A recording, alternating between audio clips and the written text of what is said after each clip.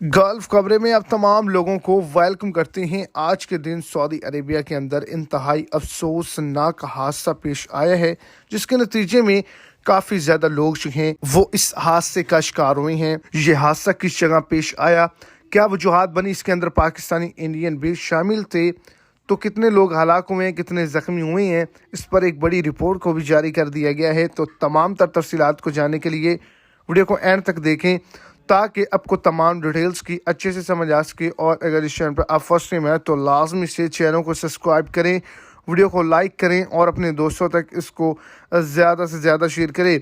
और रियाज के अंदर ये बड़ा हादसा पेश आया है।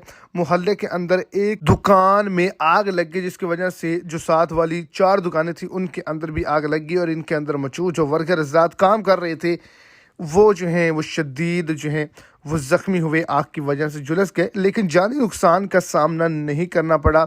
माली नुकसान का सामना काफ़ी ज़्यादा करना पड़ा। शॉर्ट सर्किट की वजह से ये जो हादसा है ये पेश आया है। आग जो है ये लगी है और इसके अंदर पाकिस्तानी इंडियन थे, 3 इनकी तादाद थी जो शदीद ज़ख्मी हुए हैं।